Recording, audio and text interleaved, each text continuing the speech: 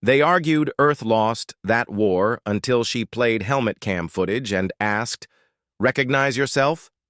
The Galactic Council chamber fell silent as Ambassador Sarah Chen stepped forward, her weathered hands steady despite the tremor of rage coursing through her veins. Around the circular amphitheater, representatives from a dozen species watched with expressions ranging from smug satisfaction to barely concealed contempt.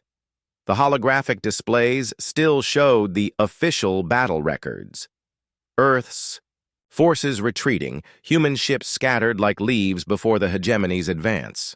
"The records are clear," rumbled Thex Captain Vorthak, his forearms spreading in a gesture of dismissal. "Your species capitulated after 17 standard cycles of conflict. The Sol system fell. Your homeworld submitted. These are facts." A chorus of agreement rippled through the assembly. The Keth delegates' crystalline form chimed approvingly, while the Yaxari ambassador's tentacles writhed in what passed for laughter among her kind. To them, humanity was nothing more than another conquered species, weak, primitive, barely worth the energy it had taken to subjugate them. Sarah's jaw tightened. She had listened to this narrative for 3 years now, ever since the hegemony had graciously allowed human survivors to petition for basic rights within their new galactic order. 3 years of being told that Earth had fallen, that humanity had proven itself unworthy of standing among the stars. But Sarah remembered the truth. She had been there. "Permission to present evidence to the contrary," she said, her voice cutting through the chamber's murmurs like a blade. Vorthak's mandibles clicked in amusement. "What evidence could possibly contradict documented military records? Your desperation grows tedious, human." Without a word, Sarah activated her personal data pad. The chamber's central hologram flickered, replaced by a new image, the interior of a military transport, viewed through the shaking lens of a helmet camera. The timestamp read, Cycle 23, Day 847, the supposed date of Earth's final defeat.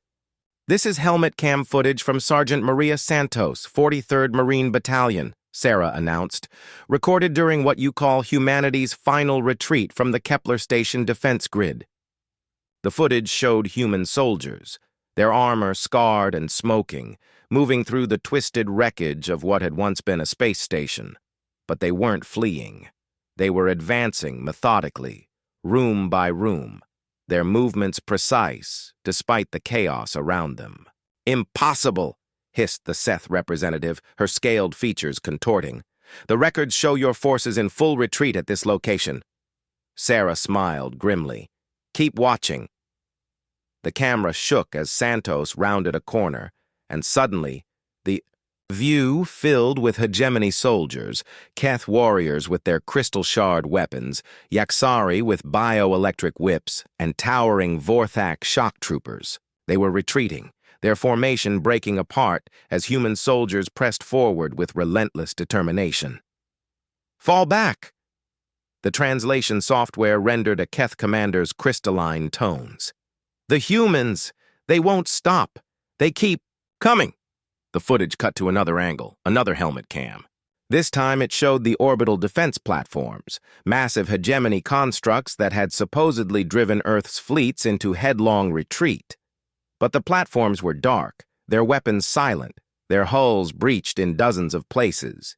Human fighters swarmed around them like angry wasps, their small ships darting through defensive grids that should have been impenetrable. "Your own tactical doctrine states that no species engages in prolonged combat after suffering 60% casualties," Sarah continued, her voice steady despite the gasps of disbelief echoing through the chamber. "Most surrender at 30%. Do you know what humanity's casualty rate was during the Battle of Kepler Station?" She paused, letting the silence stretch. 87%. And we kept fighting." The footage shifted again. Now it showed the surface of a planet, one of the hegemony's fortress worlds. Human soldiers moved through trenches filled with alien dead, their faces grim but determined. They had no heavy weapons, no air support, no orbital bombardment to clear their path. They had small arms, combat knives, and an absolutely terrifying refusal to quit. "This is Fortress Malik," Sarah explained. "Your impregnable stronghold in the Vega sector. The world you used to launch your final assault on Sol. Would you like to see how impregnable it was?" The camera showed human engineers, many of them wounded, working frantically to plant charges throughout the planet's command center. Hegemony forces pressed in from all sides, but every time they seemed ready to overrun the humans, more soldiers appeared, wounded Marines crawling forward. With grenades, pilots who had ejected from destroyed ships continuing to fight with sidearms, even support personnel and medical staff taking up weapons. Vorthak's claws scraped against his ceremonial armor. "These records, they must be fabricated. No species fights with such madness." Madness? Sarah's laugh was sharp and humorless. "You want to know what madness looks like?" The hologram changed one final time. Now it showed space itself, the void between stars, where the war's final battle had supposedly taken place. But instead of human ships in retreat, the footage revealed something else entirely. A graveyard of hegemony vessels stretching across light years, their hulks drifting cold and dark among the stars. And scattered among them, impossibly small. By comparison, were human ships. Battered, held together with emergency patches and sheer stubbornness, but still moving, still fighting. Still hunting down the scattered remnants of the hegemony fleet that had thought to conquer Earth. "The Sol offensive," Sarah said quietly. "Your grand invasion. 300 hegemony vessels, including the dreadnought Zathak itself. Do you see it in the footage, Thex Captain Vorthak? That burning wreck near the asteroid field?" The massive alien's 4 eyes fixed on the screen, and his proud bearing seemed to wilt. There, unmistakable even as a twisted ruin, was the flagship of the hegemony's most powerful fleet. Sarah stepped closer to the central podium, her voice carrying to every corner of the chamber. "You invaded our home with overwhelming force. You expected us to surrender when we took heavy losses. You expected us to break when our situation became hopeless. You expected us to behave like every other species you've conquered." She gestured to the footage still playing overhead, human soldiers, pilots, and Marines continuing to fight against impossible odds, never retreating, never surrendering, never showing anything but grim determination to make their enemies pay for every inch of ground. "But you made one critical error in your assessment," Sarah continued. "You assumed that humans fight to win. We don't. We fight because that's what we do. We fight when we're outnumbered. We fight when we're outgunned. We fight when victory is impossible and survival unlikely. We fight because the alternative, giving up, simply doesn't occur to us." The chamber had fallen completely silent now. Even the translation software seemed stunned into inactivity. Sarah looked directly at Vorthak, then at each of the other representatives in turn. "So, yes, Thex Captain, you're absolutely right. Earth lost that war.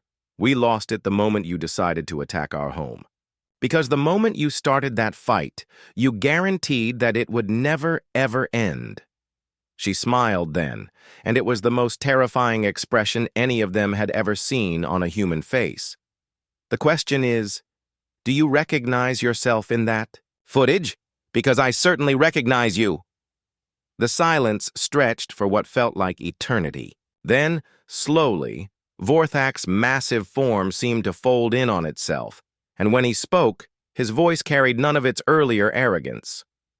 What do you want?" Sarah's smile widened. "Nothing complicated, Thex Captain. We want to go home. We want our worlds back.